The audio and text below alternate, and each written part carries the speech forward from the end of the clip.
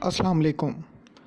बयानो बदियो उरूज़ के सब्जेक्ट में आज हम जिस मौजू पर बात करने जा रहे हैं वो है किनाया। इल्मे बयान के अज्ज़ाए तरकीबी 4 हैं: तशबीह, इस्तारा, मजाज़ मुरसल और किनाया। किनाया अरबी ज़बान का लफ्ज़ है जिसका लग़वी माना पोशीदा बात या मख्फी इशारा है। किनाया भी इस्तारा और मजाज़ मुरसल की तरह मजाज से ताल्लुक़ रखता है। चूँकि इस्तारा, मजाज़ मुरसल और किनाया में किसी भी लफ्ज़ के हकीकी और मजाजी मानी के फ़र्क का समझना बहुत ज़रूरी है, इसलिए इस लेक्चर में भी आगे बढ़ने से पहले हम बाहवाला लफ्ज़, हकीकत और मजाज का फ़र्क जानने की कोशिश करते हैं। इससे पहले मजाज़ मुरसल और इस्तारा पर बात करते हुए हमने डॉक्टर सादिक के एक बहुत अहम मज़मून बाउनवान इल्मे बयान का हवाला दिया था, जिसमें वो हकीकत और मजाज के फ़र्क को वाज़े करते हुए लिखते हैं कि हर लफ्ज़ किसी मख़सूस मानी के लिए वज़ा किया जाता है। अगर किसी लफ्ज़ से उसके वही मख़सूस मानी मुराद लिए जाएं जिसके लिए उसे वज़ा किया गया हो तो उसे हकीकत कहते हैं, लेकिन अगर उससे हकीकी मानी की बजाय ऐसे मानी मुराद लिए जाएं जो लफ्ज़ को लाजिम तो हों लेकिन इल्तिज़ाम ये रखा जाए कि उस जगह वो लाजिम मानी मुराद नहीं, तो उस लफ्ज़ को मजाज कहते हैं। हकीकत और मजाज का ये फ़र्क समझने के बाद अब हम किनाया की इस्तिलाही तारीफ़ की तरफ बढ़ते हैं। इल्मे बयान की इस्तिलाह में किनाया की तारीफ़ समझने के लिए इस्तारा और मजाज मुरसल की तारीफ़ को साथ रखना ज़्यादा बेहतर होगा। कोई लफ्ज़ जो अपने हकीकी मानी की बजाय मजाजी मानी में इस्तेमाल हो और उसके हकीकी और मजाजी मानी में तशबीह का ताल्लुक़ हो तो उसे इस्तारा कहते हैं। अब मजाज मुरसल की तारीफ़ देखिए। अगर कोई लफ्ज़ अपने हकीकी मानी की बजाय मजाजी मानी में इस्तेमाल हो और उसके हकीकी और मजाजी मानी में तशबीह के अलावा कोई और ताल्लुक़ हो तो उसे मजाज मुरसल कहते हैं। अब किनाया की तारीफ़ देखिए। कोई लफ्ज़ अपने हकीकी के बजाय मजाजी मानी में इस्तेमाल हो लेकिन इस इल्तिज़ाम के साथ कि हकीकी या लग़वी मानी भी मुराद लिए जाएं तो मुज़ायका ना हो, किनाया कहलाता है। गोया किनाया की खसूसियत ये हुई कि वो बैक वक्त हकीकी और मजाजी दोनों मानी भी दे सकता है। किनाया ऐसा कलमा होता है जिसके मानी मुबहम होते हैं और उन्हें समझने के लिए ख़ास करीना दरकार होता है। मसलन मीर तकी मीर का एक शेर मुलाहिज़ा कीजिए। मीर साहिब ज़माना नाजुक है, दोनों हाथों से थामिए दस्तार। इस शेर के दूसरे मिसरे पर गौर कीजिए। दोनों हाथों से थामिए दस्तार को मजाजी और हकीकी दोनों मानी में लिया जा सकता है। यानी इसका एक मतलब ये हो सकता है कि मीर साहिब अपनी दस्तार को दोनों हाथों से थाम कर रखिए, ये ना हो कि कोई शरारती लड़का, कोई बच्चा आपकी ये दस्तार उठा ले जाए। और दूसरा मजाजी माना यानी अपनी इज़्ज़त को संभाल कर रखिए क्योंकि ज़माना बहुत नाजुक है। किनाया के 2 अज्ज़ा होते हैं, पहला सिफ़्त और दूसरा मौसूफ़। इसे हम यूँ भी कह सकते हैं कि किनाया में 2 अज्ज़ा लाजिम और मलज़ूम होते हैं। लाजिम हकीकी मानी भी हो सकते हैं और मलज़ूम मजाजी मानी जिनकी तरफ इशारा किया जाए। अब हम किनाया की इक़साम पर बात करते हैं। किनाये की इक़साम 6 हैं जो ज़्यादा मारूफ़ हैं, जिनमें सबसे पहली है किनाया करीब। کسی خاص شخصیت سے منسوب ایسی صفت کا استعمال جس سے موصوف کی طرف اشارہ مقصود ہو اور اسے پڑھتے یا سنتے ہی فوراً ذہن موصوف تک پہنچ جائے۔ مثال دیکھیے، دعوے تو تھے بڑے ارنی گوئے طور کو، ہوش اڑ گئے ہیں ایک سنہری لکیر سے۔ اس مثال میں ارنی گوئے طور کنایا ہے، کیونکہ اسے پڑھتے ہی فوراً ذہن حضرت موسیٰ کلیم اللہ کی شخصیت کی طرف چلا جاتا ہے۔ ارنی عربی زبان میں دکھا مجھے کے معنی میں استعمال ہوتا ہے۔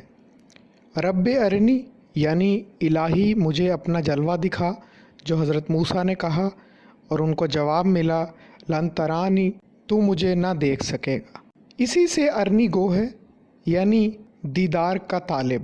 عزیز لکھنوی کا شعر کنایا قریب کی خوبصورت مثال ہے۔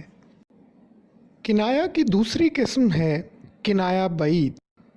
کسی شخصیت یا چیز سے ایسی بہت سی صفات کا منسوب کرنا جو اس کے علاوہ دوسری شخصیات اور اشیاء میں بھی موجود ہوں، لہٰذا جس موصوف کی طرف اشارہ مقصود ہو، پڑھنے یا سننے والے کا ذہن فوراً اس موصوف تک نہ پہنچ جائے بلکہ اسے خاصا غور و فکر کرنا پڑے۔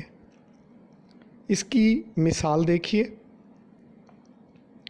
صبح آیا جانب مشرق نظر، ایک نگار آتشیں رخ سر کھلا۔ یہ مرزا غالب کا شعر ہے، جس کے دوسرے مصرعے پر غور کیجیے۔ اس میں نگار سے مراد محبوب ہے، آتشیں رخ یعنی جس کا چہرہ گرمی سے سرخ ہو، اور سر کھلا جس کا سر گول ہو۔ گویا کسی بھی محبوب میں یہ دونوں صفات ہو سکتی ہیں، لیکن پھر اس کے پہلے مصرعے پر ہم غور کرتے ہیں کہ صبح آیا جانب مشرق نظر، تو پھر یہاں سے بات واضح ہوتی ہے کہ مرزا غالب دراصل مشرق سے صبح صبح طلوع ہونے والے سورج کی طرف اس شعر میں اشارہ کر رہے ہیں۔ اب کنائے کی تیسری قسم دیکھیے، تعریض۔ تعریض کے لغوی معنی چوڑا کرنا یا کھلا کرنا کے ہیں۔ اصطلاح میں یہ کنایا کی وہ قسم ہے جس میں موصوف کا ذکر نہ کیا جائے بلکہ کسی اور کی طرف اشارہ کر کے موصوف کو بات سنوائی جائے۔ یہ کنائے کی ایسی قسم ہے جس میں عام طور پر موصوف کے عیب نکالنے، کوئی اعتراض اٹھانے یا طنز کرنے کے لیے اسے استعمال کیا جاتا ہے۔ مثال دیکھیے، ندا فاضلی کا شعر ہے، ہر آدمی میں ہوتے ہیں 10-20 آدمی، جس کو بھی دیکھنا ہو کئی بار دیکھنا۔ اس مثال پر غور کریں تو یہاں پر موصوف واضح نہیں ہے۔ جو خصوصیت بتائی گئی ہے یا جو صفت بیان کی گئی ہے وہ کسی بھی عام آدمی کی بھی ہو سکتی ہے، کسی محبوب میں بھی ہو سکتی ہے، کسی سیاستدان یا کسی فقیر آدمی کی بات بھی کی جا سکتی ہے۔ شاعر نے یقیناً کسی ایک کو مخاطب کیا ہے، لیکن کنایا اس طرح سے استعمال کیا ہے کہ موصوف واضح بھی نہ ہو اور سامنے بھی ہو۔ کنایا کی اگلی قسم تلویح ہے۔ تلویح کے لغوی معنی دور سے اشارہ کرنا کے ہیں۔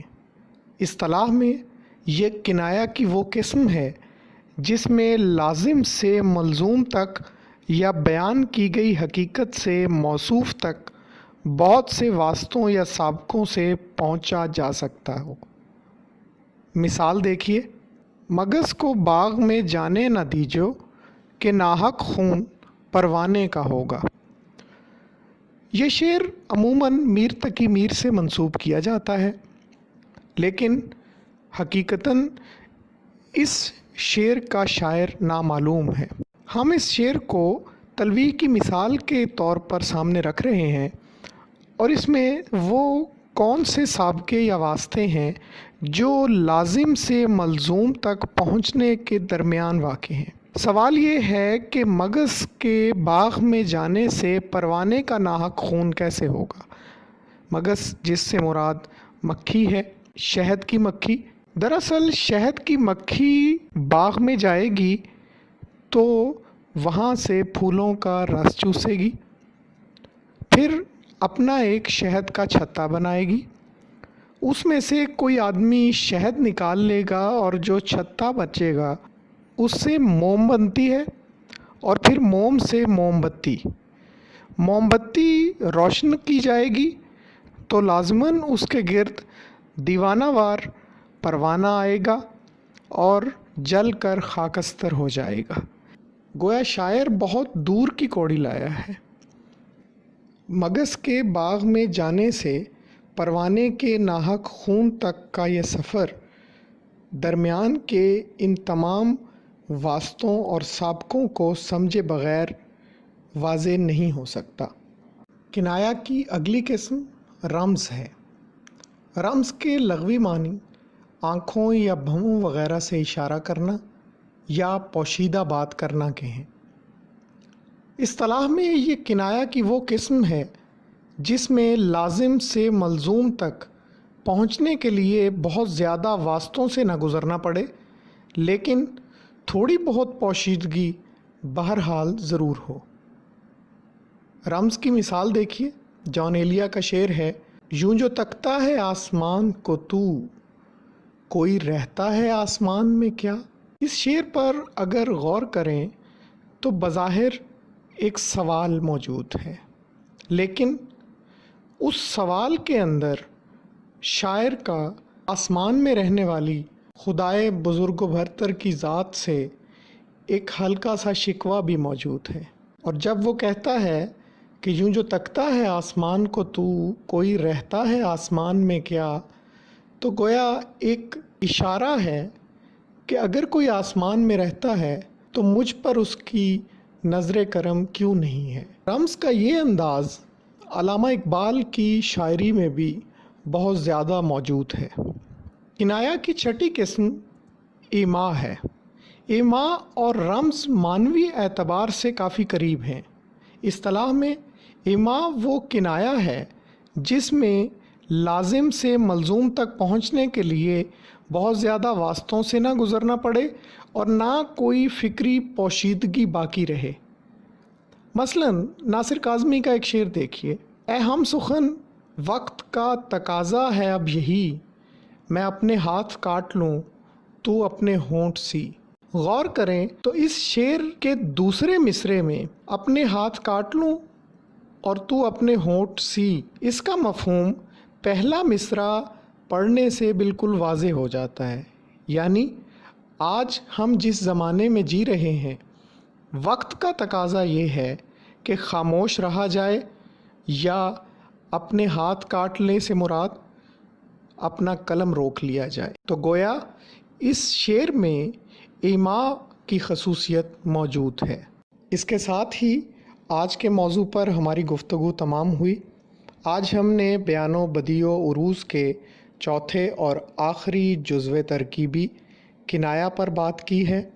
आज की गुफ्तगू के हवाले से आपके ज़हन में कोई सवाल मौजूद हो तो आप यहाँ दर्ज हमारे ईमेल एड्रेस पर लिख सकते हैं, या फिर इस वीडियो के नीचे कमेंट में भी अपना सवाल और तासुरात बयान कर सकते हैं। Thanks for watching. अल्लाह हाफिज़।